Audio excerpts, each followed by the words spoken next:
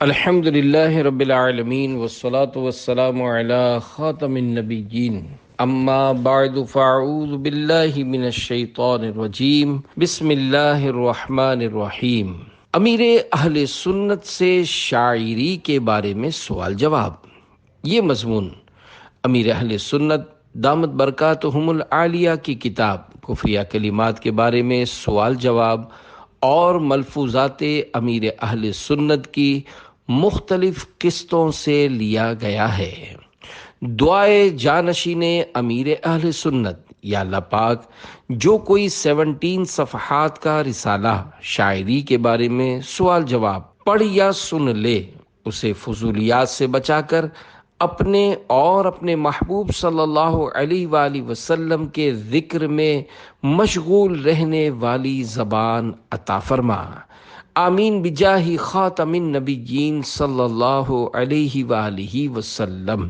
درود شریف کی فضیلت امیر المومنین مولائے کائنات علی المرتضیٰ شیر خدا رضی اللہ عنہ فرماتے ہیں، جب کسی مسجد کے پاس سے گزرو تو رسول اکرم نور مجسم صلی اللہ علیہ وآلہ وسلم پر درود پاک پڑھو۔ صلو علی الحبیب صلی اللہ علی محمد۔ شاعری کے خواہش مندوں کے لیے مدنی پھول۔ سوال: کوئی اسلامی بھائی حضور علیہ السلام کی شان میں اشعار لکھنا چاہتا ہے تو اسے کس چیز کا خیال رکھنا چاہیے اور کس طرح کے الفاظ استعمال کرنے چاہیے؟ جواب: اول تو مشورہ یہی ہے کہ اشعار لکھنے کا شوق پیدا نہ کریں، کیونکہ علم عروض باقاعدہ شاعری کا ایک مشکل فن ہے۔ نیز حمد، نعت، صحابہ کرام و اہل بیت رضی اللہ عنہم اور بزرگان دین رحمت اللہ علیہم کی منقبت کے اشعار لکھنے کے لیے قرآن و حدیث پر نظر ہونے کے ساتھ ساتھ الفاظ کا بہت سارا ذخیرہ، فن میں مہارت اور بہت سارا علم چاہیے۔ میں نے عوام میں سے بہت سے لکھنے والے اور والیوں کے کلام دیکھے ہیں جن میں اوٹ پٹانگ باتیں ہوتی ہیں، نہ ردیف کا بھان یعنی دھیان ہوتا ہے، نہ قافیہ کا کچھ عطا پتہ، اور نہ ہی وزن صحیح ہوتا ہے۔ اس کے برعکس جو واقعی شعراء ہوتے ہیں وہ فن عروض کا تو خیال رکھ لیتے ہیں، لیکن ان سے بھی شرعی معاملات میں گڑبڑ ہو جاتی ہے۔ لہذا عالم دین، ماہر فن اور اچھا خاصا علم رکھنے والے شخص کا شاعری کرنا ہی سمجھ آتا ہے۔ بہرحال اگر کوئی عام آدمی شاعری کرتا ہے تو اسے چاہیے کہ وہ اپنے اشعار کو کسی ماہر فن عالم دین کو چیک کروائے اور ان کی ہدایات پر عمل کرے۔ شاعری کا شوق یا شہرت کی ہوس۔ یاد رکھیے، شاعری بہت مشغول کرنے والا کام ہے۔ اس میں بندہ واہ واہ سے بچ نہیں سکتا ہے اور حب جاہ میں جا پڑتا ہے۔ جسے اللہ پاک بچائے وہی بچ سکتا ہے۔ میں آپ کو اس کی مثال دیتا ہوں۔ جیسے کوئی شخص کلام لکھتا ہے تو وہ اس میں اپنا مقطع ضرور لکھے گا، یعنی کلام کا سب سے آخری شعر جس میں شاعر اپنا تخلص بیان کرتا ہے۔ اب اگر کسی نے اس شاعر کا کلام پڑھا اور اس میں مقطع نہیں پڑھا تو اس شاعر کو قلبی طور پر رنج و صدمہ ہوگا، بلکہ اگر اس سے برداشت نہ ہوا تو وہ بول بھی دے گا کہ بھائی مقطع تو پڑھیں تاکہ پتہ چلے کہ یہ کلام ماں بدولت نے لکھا ہے۔ ظاہراً اس نیت میں فساد موجود ہے۔ پھر مقطع میں نام نہ ڈالنا بھی بہت بڑی آزمائش ہے کہ اگر شاعر اپنا نام نہیں ڈالتا تو اسے یہ بات تنگ کرے گی کہ لوگوں کو پتہ کیسے چلے گا کہ یہ کلام میں نے لکھا ہے۔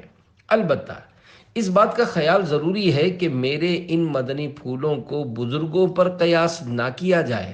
جیسے سرکار اعلیٰ حضرت امام احمد رضا خان رحمت اللہ علیہ نے مقطع میں رضا لکھا، اسی طرح دیگر بزرگوں نے بھی اپنے کلاموں میں نام ڈالے ہیں۔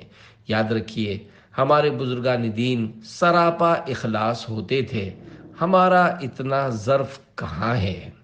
بعض بزرگوں نے اپنی لکھی ہوئی کتابوں پر اس خوف سے اپنا نام نہیں لکھا کہ کہیں قیامت کے دن یہ نہ کہہ دیا جائے کہ تم نے کتاب اس لیے لکھی تھی تاکہ تمہارا نام مشہور ہو جائے، سو تمہارا نام ہو گیا، تمہاری واہ واہ بھی ہو گئی، اب تمہارے لیے کچھ نہیں ہے، پھر ایسوں کو اوندھے منہ جہنم میں ڈال دیا جائے گا۔ حدیث شریف میں 3 افراد کی طرف اشارہ ہے، یعنی عالم، سخی اور راہ خدا میں شہید ہونے والا، کہ ان تینوں سے ان کے اعمال کے بارے میں پوچھا جائے گا تو یہ سب اپنے اپنے طور پر اللہ پاک کی نعمتوں کا اقرار کریں گے اور اس کا شکر ادا کریں گے اور بتائیں گے کہ ہم نے یہ خدمت کی، یہ سخاوت کی، یہ کیا، وہ کیا۔ پھر ان سے کہا جائے گا کہ تم نے یہ سب کچھ اس لیے کیا تاکہ تمہیں عالم، سخی اور بہادر کہا جائے، وہ تو کہہ لیا گیا، پھر انہیں جہنم میں ڈال دیا جائے گا۔ حضرت مفتی احمد یار خان رحمۃ اللہ علیہ اس حدیث پاک کے تحت فرماتے ہیں کہ یہ ہر عمل کے لیے ہے۔ ہر ایک غور کرے کہ نام کے لیے عمل کرنے والوں کے ساتھ کیا ہوگا۔ واقعی نام کی شہرت میں بڑی لذت ہوتی ہے۔ یہی وجہ ہے کہ بعض لوگ عطیات اور ڈونیشن دیتے ہیں تو ان کی خواہش ہوتی ہے کہ ان کے بارے میں ٹی وی اور اخبار پر خبر آنی چاہیے کہ ماشاء اللہ موصوف نے اتنا اتنا چندہ اور ڈونیشن دیا ہے۔ کرنے والے یہ سب کرتے ہیں، علل اعلان کرتے ہیں۔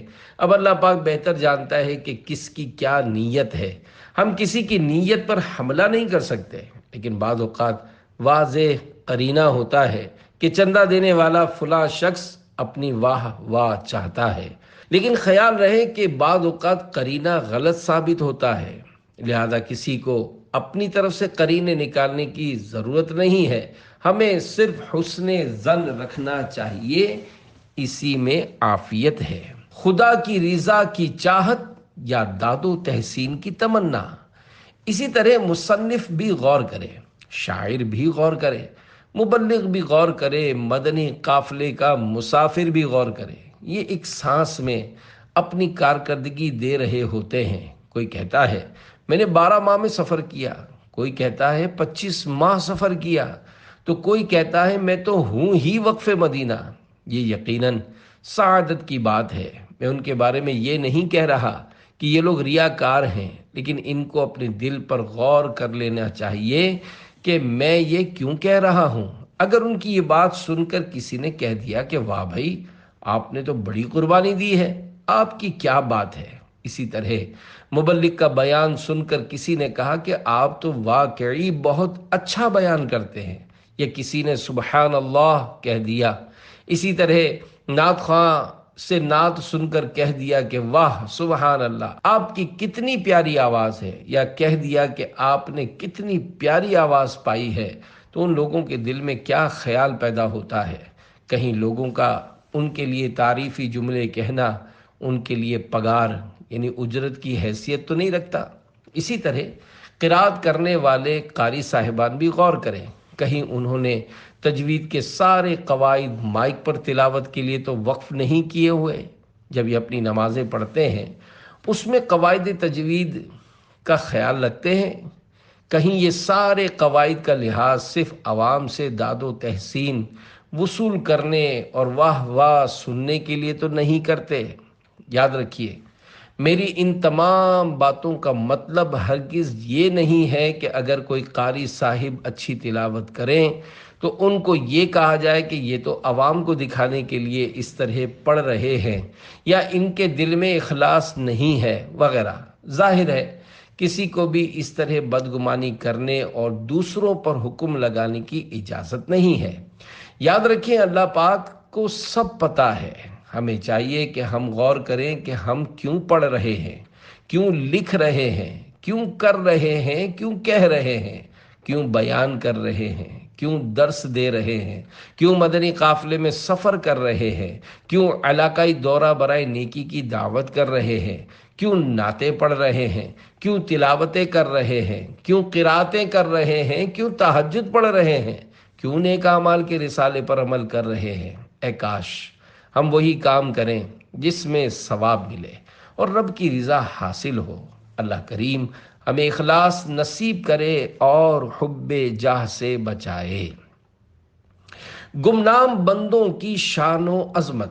حب جاہ کا مطلب ہے اپنی عزت و شہرت کی خواہش کرنا، اور یہ چاہنا کہ میں مشہور ہو جاؤں، لوگ میری عزت کریں، میری خوب واہ واہ کریں، یا اس نیت سے اپنے خاندان کی نسبت بیان کرنا۔ مثلا کسی نے اپنے آپ کو سید کہا یا اپنے بارے میں بتایا کہ میں فلاں پیر صاحب کی اولاد ہوں، یا فلاں بزرگ سے میری نسبت چلی آ رہی ہے، میں یہ ہوں وہ ہوں، تاکہ لوگ میری عزت کریں، میرے ہاتھ چومیں اور کہیں واہ بھائی ماشاء اللہ، آپ ان کے پوتے ہیں یا ان کے پڑ پوتے ہیں یا ان کے بیٹے ہیں، یا کہیں ارے واہ آپ فلاں ہیں، واہ بھائی۔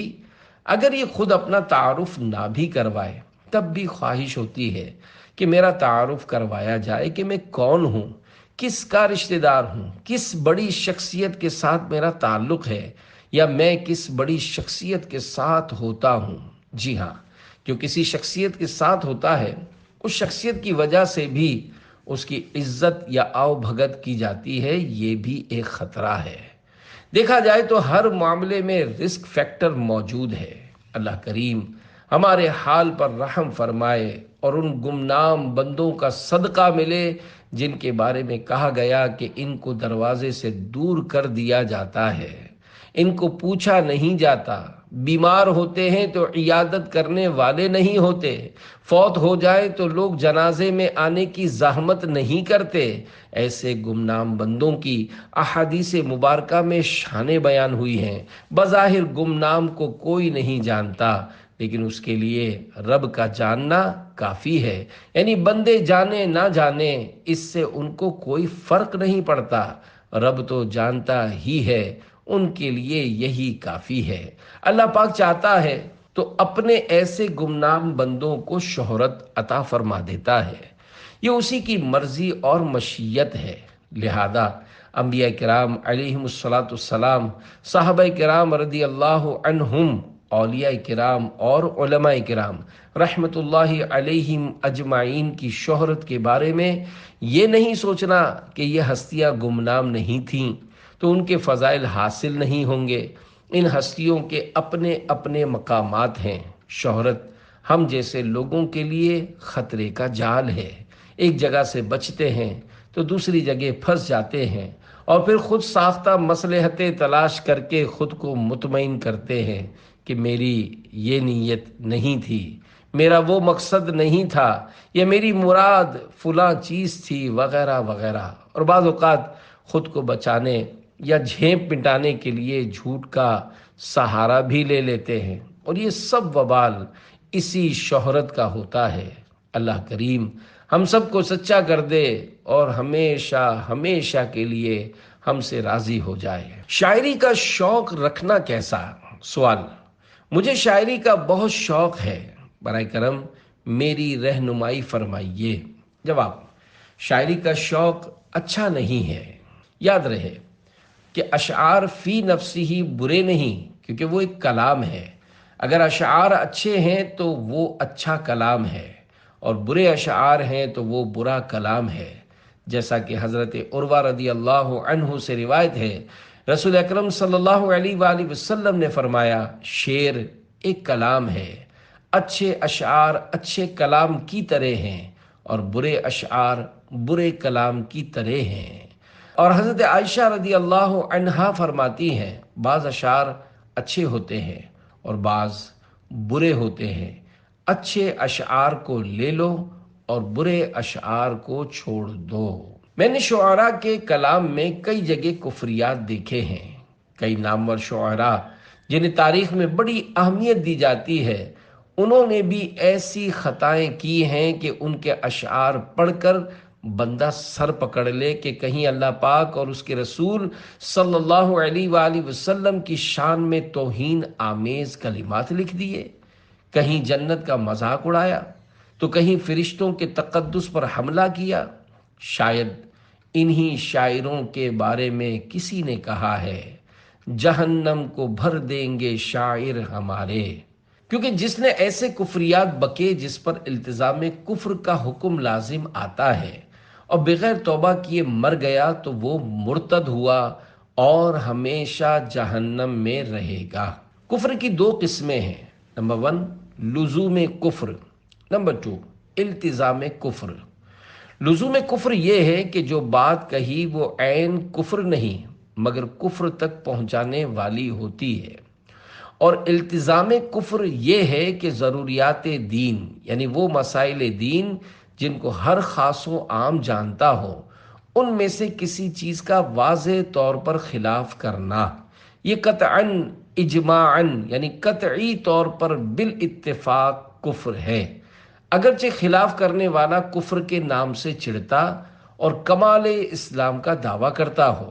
مزید معلومات کے لیے دعوت اسلامی کے مکتبۃ المدینہ کی کتاب کفریہ کلمات کے بارے میں سوال جواب کا مطالعہ کیجیے۔ آج کل ہر کوئی شاعر بننے لگا ہے۔ بہت سے ایسے ڈمی شاعر جنہیں شعر کہنا ہی نہیں آتا، ان کے بارے میں کسی شاعر نے ایک شعر کہا ہے، شاعری آتی نہیں پر شاعری کرنے لگے، شاعری چارہ سمجھ کر سب گدھے چرنے لگے۔ شاعری کوئی چارہ نہیں، یہ ایک فن ہے۔ اگر آپ کو شاعری کا فن نہیں آتا اور آپ شاعری کرنے بیٹھ گئے تو یہ ایسا ہے جیسے آپ درزی نہیں مگر کپڑا سینے بیٹھ جائیں۔ شاعر کے لیے ضروری ہے کہ وہ جس زبان میں کلام لکھنا چاہتا ہے اس کے پاس اس زبان کے الفاظ کا بہت بڑا ذخیرہ ہو، لیکن ان لوگوں کو تو پوری طرح اردو بھی نہیں آتی، اور نہ ہی انہیں یہ پتا ہوتا ہے کہ ردیف، قافیہ اور بحر کس کو بولتے ہیں۔ یہ لوگ کسی گانے یا نعت شریف کے وزن پر اشعار لکھ لیتے ہوں گے، یا پھر کوئی خوش الہان نعت خواں ہو تو وہ ترنم میں اشعار لکھ لیتا ہے، اور آواز اچھی ہو تو ترنم کی وجہ سے بے وزن اشعار بھی کھینچ تان کے پڑھ لیتا ہے، اور شاعری نہ جاننے والے لوگ اس کے کلام کو پڑھتے چلے جاتے ہیں۔ حالانکہ اس میں فن شاعری کی بہت غلطیاں ہوتی ہیں، لیکن انہیں بولے کون؟ اگر کوئی بول دے کہ تمہارا کلام اچھا نہیں تو پھر دیکھو کیسا تماشا کھڑا ہوتا ہے۔ سوال، نعتیہ شاعری کرنا کیسا ہے؟ جواب، سنت صحابہ علیہم رضوان ہے، یعنی بعض صحابہ کرام مثلا حضرت حسان بن ثابت رضی اللہ عنہ اور حضرت زید رضی اللہ عنہ وغیرہ ہما سے نعتیہ اشعار لکھنا ثابت ہے۔ تاہم یہ ذہن میں رہے کہ نعت شریف لکھنا نہایت مشکل فن ہے، اس کے لیے ماہر فن عالم دین ہونا چاہیے، ورنہ عالم نہ ہونے کی صورت میں ردیف، قافیہ اور بحر یعنی شعر کا وزن وغیرہ کو نبھانے کے لیے خلاف شان الفاظ ترتیب پا جانے کا خدشہ رہتا ہے۔ عوام الناس کو شاعری کا شوق چرانا مناسب نہیں کہ نثر کے مقابلے میں نظم میں کفریات کے صدور کا زیادہ اندیشہ رہتا ہے۔ اگر شرعی اغلاظ سے کلام محفوظ رہ بھی گیا تو فضولیات سے بچنے کا ذہن بہت کم لوگوں کا ہوتا ہے۔ جی ہاں، جس طرح عام گفتگو میں فضول الفاظ کی بھرمار پائی جاتی ہے، اسی طرح بیان اور نعتیہ کلام میں بھی ہوتا ہے۔ سوال، کیا غیر عالم نعت شریف نہیں لکھ سکتا اور اس کی نعت پڑھنی سننی بھی نہیں چاہیے؟ جواب، جو علماء اہل سنت کا صحبت یافتہ ہو، شریعت کے ضروری احکام جانتا ہو اور ہر مصرے کی شرعی تفتیش کسی عالم سے کروا لیا کرتا ہو، اس کے لکھنے اور اس کا لکھا ہوا علماء کا تفتیش شدہ کلام پڑھنے میں حرج نہیں۔ میرے آقا اعلی حضرت امام اہل سنت مولانا شاہ امام احمد رضا خان رحمۃ اللہ علیہ غیر عالم کے نعتیہ شاعری کرنے کے سخت خلاف تھے۔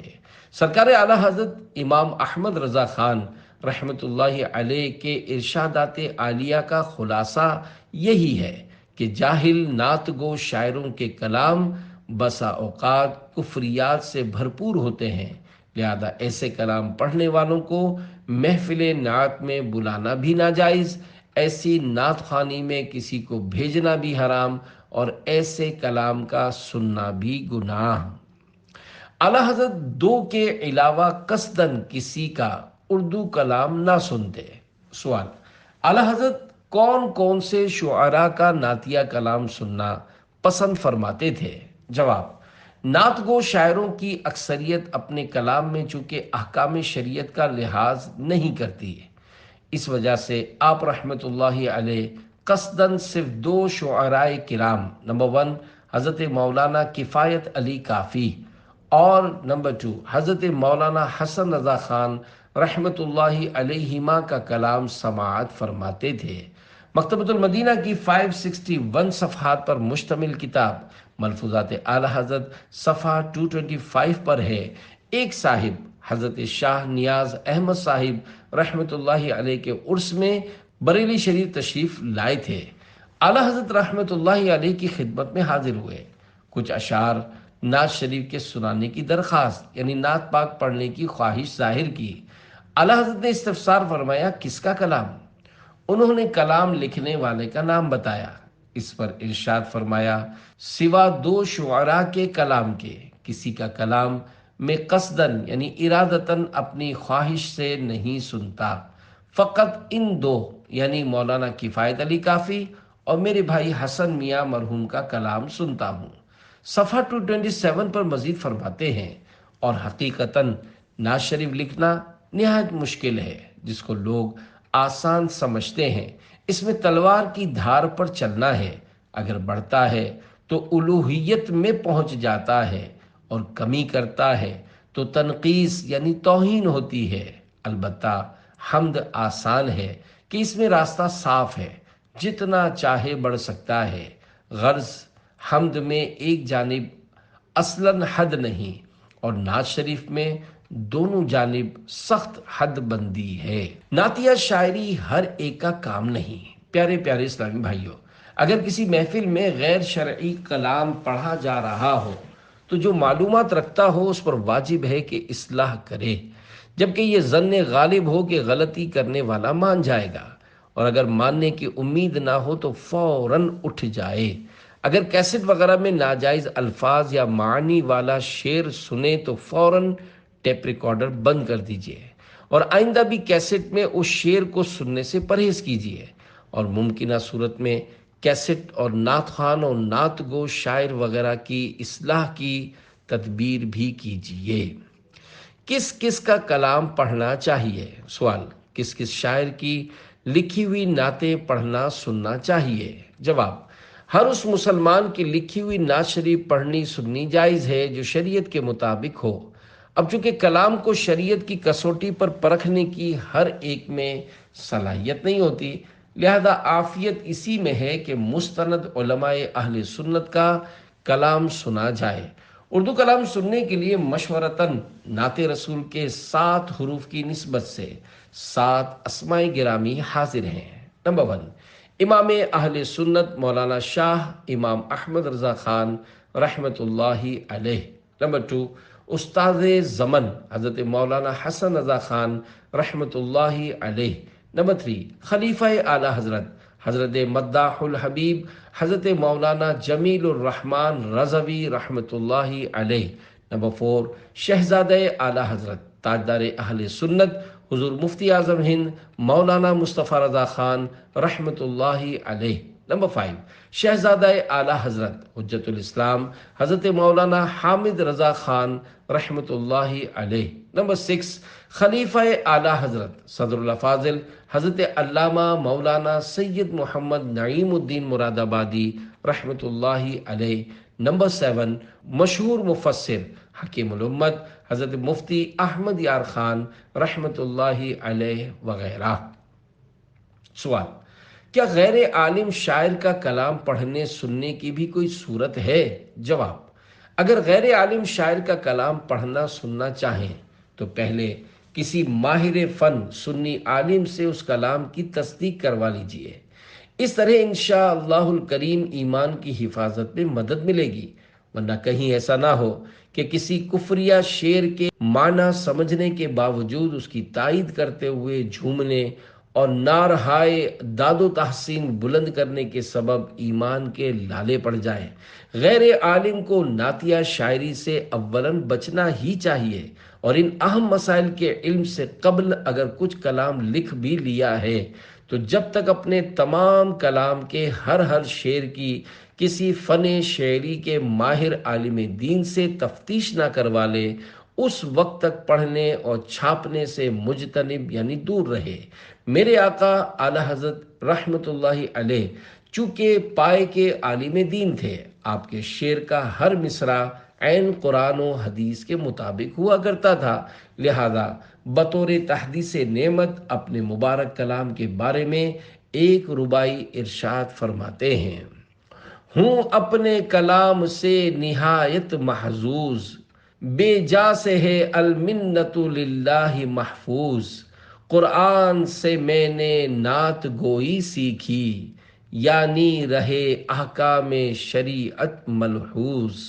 خلاصہ، میں اپنے کلام سے خوب لطف اندوز ہو رہا ہوں، کیونکہ مجھ پر اللہ پاک کا احسان ہے کہ میرا کلام فضول باتوں سے محفوظ ہے۔ الحمدللہ میں نے قرآن پاک سے نعت گوئی سیکھی ہے، مطلب یہ کہ الحمدللہ میرا کلام شریعت کے عین مطابق ہے۔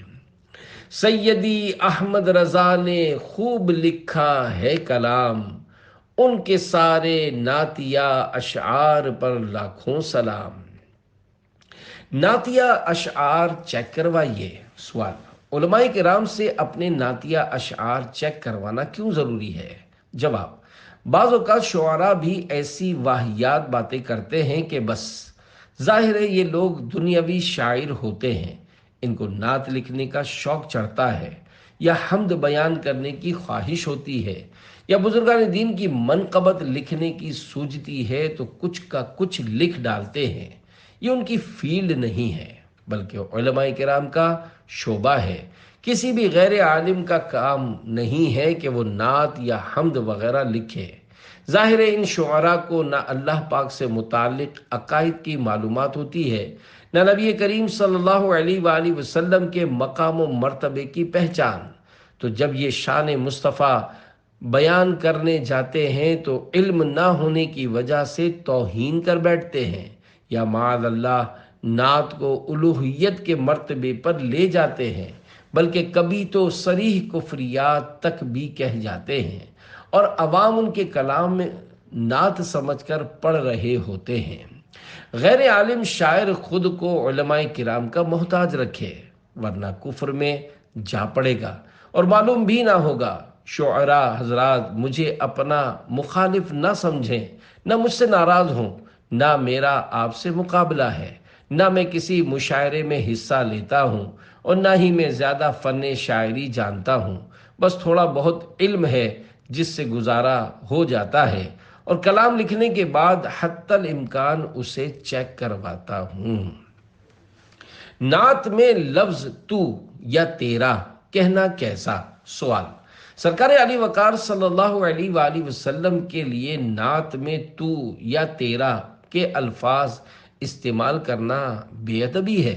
جواب: جی نہیں، اس لیے کہ تعظیم و توہین کا دار و مدار عرف پر ہوتا ہے، اور ہمارے معاشرے میں نعتیہ کلام میں ایسے الفاظ کے استعمال کو بے ادبی نہیں سمجھا جاتا، لہذا اس میں حرج نہیں۔ نعت لکھنا ایک فن ہے جس میں مختلف بحروں کے مخصوص اوزان پر الفاظ لائے جاتے ہیں، جس سے کلام میں حسن پیدا ہونے کے ساتھ ساتھ اسے طرز میں پڑھنا بھی آسان ہو جاتا ہے۔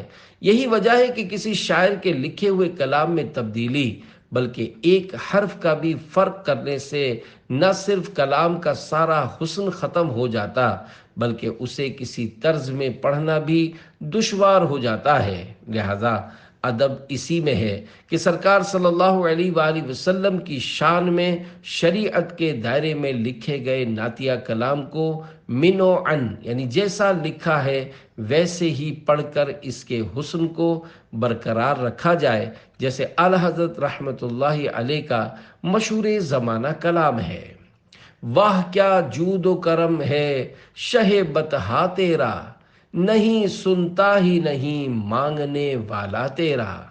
بعض لوگ اسے یوں پڑھتے ہیں: واہ کیا جود و کرم ہے شہ بطحا آپ کا، نہیں سنتا ہی نہیں مانگنے والا آپ کا۔ اس طرح سارے نعتیہ کلام کا حسن ختم کر دیتے ہیں، حالانکہ جنہوں نے یہ کلام لکھا ہے ان کا عشق مصطفیٰ اور بارگاہ مصطفیٰ کا ادب و احترام اپنے تو کیا بے گانوں کو بھی مسلم یعنی تسلیم شدہ ہے۔ ایک بار کراچی کے کسی علاقے میں ہونے والی محفل نعت میں ایک مشہور و معروف عالم دین تشریف فرما تھے۔ ان کے سامنے ایک نعت خواں نے یہی کلام پڑھنا شروع کیا، لیکن ادب کے زوم میں تیرا کے بجائے ہر جگہ آپ کا کے الفاظ لگا کر سارے کلام کو بگاڑ کر رکھ دیا۔ بالآخر جب عالم صاحب کے صبر کا پیمانہ لبریز ہوا تو ارشاد فرمایا، اعلیٰ حضرت رحمت اللہ علیہ تم سے زیادہ ادب جانتے تھے، لہذا جو لکھا ہے وہی پڑھو۔ شاعر کے کلام میں تبدیلی کرنا کیسا؟ سوال۔ کچھ شعراء کلام کے آخر میں اپنے نام کے ساتھ عاجزی کے لیے کچھ الفاظ لکھتے ہیں، کیا ہم ان الفاظ کو تبدیل کر سکتے ہیں؟ جواب۔ بعض اوقات بزرگ اپنے لیے عاجزی کے ایسے الفاظ لاتے ہیں جنہیں ہم پڑھ نہیں سکتے۔ مثلا اعلیٰ حضرت امام احمد رضا خان رحمت اللہ علیہ کا ایک شعر ہے، کوئی کیوں پوچھے تیری بات رضا۔ اس کے بعد اگلے شعر میں آپ نے اپنے لیے جو عاجزی کے الفاظ استعمال فرمائے وہ میں اپنی ذات کے لیے کہتا ہوں کہ کوئی کیوں پوچھے تیری بات عطار، تجھ سے کتے ہزار پھرتے ہیں۔ اعلیٰ حضرت امام احمد رضا خان رحمت اللہ علیہ نے یہ لفظ اپنے لیے عاجزی کے طور پر استعمال کیا ہے۔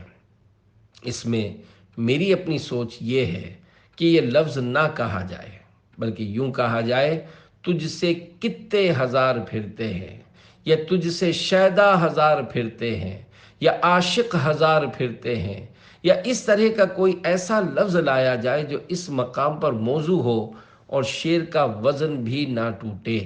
جب نعت خواں یہ شعر پڑھیں تو وضاحت کر دیں کہ اعلیٰ حضرت امام احمد رضا خان رحمت اللہ علیہ نے یہاں عاجزی کے طور پر اپنے لیے یہ لفظ استعمال کیا تھا، لیکن میں نے اس کو تبدیل کیا ہے۔ آج کل کے نعت خوانوں کو اتنا بولنا آتا نہیں ہے، البتہ اتنا بول لیتے ہیں کہ 2 دن سے تھکا ہوا ہوں، 12 دن کا تھکا ہوا ہوں، روز محفلیں ہیں، 4 بج جاتے ہیں وغیرہ۔ جہاں وضاحت کرنی ہوتی ہے وہاں شاید انہیں سچکا بھی نہیں پڑتا، یعنی ذہن میں ہی نہیں آتا کہ وضاحت کر دیں۔ میں یہاں سب کی بات نہیں کر رہا، بلکہ دل جلانے کے لیے ایک بات کر رہا ہوں کہ جہاں وضاحت کرنی ہے وہاں نہیں کرتے۔ بعض اوقات نعت خوان اشعار کا خلاصہ کر رہے ہوتے ہیں، اس کے لیے بھی علم ہونا چاہیے۔ خصوصاً اعلیٰ حضرت امام احمد رضا خان رحمت اللہ علیہ کے کلام کی وضاحت میں زیادہ احتیاط کی ضرورت ہوتی ہے، کیونکہ ان کے کلام ڈیفیکلٹ یعنی مشکل ہوتے ہیں۔ ہدایت بخشش کی شروحات لکھی ہوئی ہیں، اگر کوئی نعت خوان علماء کی لکھی ہوئی شروحات سے وضاحت یاد کر کے بیان کرتا ہے تو کوئی حرج نہیں ہے۔ کیا اسلامی بہنیں نعت کے صیغوں کو بدل سکتی ہیں؟ سوال۔ ایک کلام ہے میں مدینے چلا، اگر اسلامی بہنیں اس کو میں مدینے چلی پڑھیں گی تو کیا یہ غلط ہوگا؟ جواب۔ کسی شاعر کا کلام پڑھنا حکایت کرنا کہلاتا ہے، یعنی جیسا اس نے کہا ہم نے ویسا بیان کر دیا۔ اب اگر اسلامی بہنیں میں مدینے چلا پڑھیں گی تو عجیب لگے گا، اس لیے انہیں میں مدینے چلی پڑھنا چاہیے، لیکن اس کلام میں آگے بھی مردانہ الفاظ آ رہے ہیں، یہ کہاں کہاں تبدیلی کریں گی؟ بہرحال چلا کو چلی کرنا ضروری ہوگا، کیونکہ مؤنث کے لیے یہی استعمال کیا جاتا ہے۔ اگر چلا کہیں گی تو اسلامی بہنیں ہنسیں گی اور مذاق کریں گی۔ اس کے علاوہ بہت سے کلام ایسے بھی ہیں جن میں تبدیلی کی ضرورت نہیں پڑتی، تو وہ پڑھ سکتی ہیں اور پڑھے بھی جا رہے ہوتے ہیں۔ یاد رہے کسی شاعر کے اشعار اپنے نام پر چڑھا لینا کہ یہ میں نے لکھے ہیں جھوٹ اور خیانت ہے، یہ بہت معیوب سمجھا جاتا ہے اور اسے دینی سرقہ یعنی علمی چوری کہتے ہیں۔ البتہ بعض اوقات ایسا اتفاق بھی ہوتا ہے کہ ایک ہی طرح کا مصرعہ 2 شاعروں نے لکھا ہوتا ہے، جسے ادبی یعنی فنی زبان میں توارد بولتے ہیں۔ امیر اہل سنت کے گجراتی کلام۔ سوال۔ آپ نے سب سے پہلے کون سا کلام لکھا تھا؟ جواب: دراصل میں گجراتی میڈیم سے پڑھا ہوا ہوں، جس کا اب ہمارے یہاں اتنا چلن نہیں ہے۔ گجراتی اتنی مظلوم ہو چکی ہے کہ جو لوگ خود کہتے ہیں کہ ہم گجراتی ہیں، جب میں ان سے گجراتی میں بات کرتا ہوں تو بعض اوقات انہیں تعجب ہوتا ہے، کیونکہ وہ بیچارے اس طرح کی گجراتی بولتے ہیں جس طرح بعض لوگ عجیب و غریب اردو بولتے ہیں۔ بہرحال، جس طرح اردو ہے اسی طرح گجراتی بھی باقاعدہ ایک زبان ہے اور بہت اچھی زبان ہے۔ پہلے میں گجراتی کے نعتیہ مشاعروں میں حصہ لیتا تھا اور نعتیہ یا منقبت کے کلام لکھتا تھا۔ اس موقع پر حاجی عبدالحبیب اتاری نے عرض کی: آپ اپنا کوئی گجراتی شعر تو سنائیں۔ امیر علیہ سنت دامت برکاتہم العالیہ نے فرمایا: میں نے وہ اشعار جمع نہیں کیے کیونکہ اس وقت میرا جمع کرنے کا ذہن نہیں تھا۔ کبھی کبھی یاد کرتا ہوں تو کوئی شعر یاد آ جاتا ہے۔ ایک نعت کا مقطع مجھے یاد آ رہا ہے: مانگیو چھے عشق نبی مانگی نہ دنیا ایڑے، مجھ نے عطار سمجھدار نظر آوے چھے۔ یعنی نبی کا عشق مانگا، دنیا کی دولت نہیں مانگی، مجھے عطار سمجھدار نظر آتا ہے۔ یہ میرا بہت پرانا احساس تھا کہ دنیا کی دولت کے بجائے آقا کی محبت کی فراوانی نصیب ہو جائے اور عشق رسول کا ذخیرہ مل جائے۔ فرمانے آخری نبی صلی اللہ علیہ وآلہ وسلم: شاعروں کی کہی ہوئی باتوں میں سے سب سے زیادہ سچی بات لبید کا یہ کلمہ ہے: الا کل شیء ما خلا اللہ باطل، یعنی خبردار، اللہ کے سوا ہر شے فنا ہونے والی ہے۔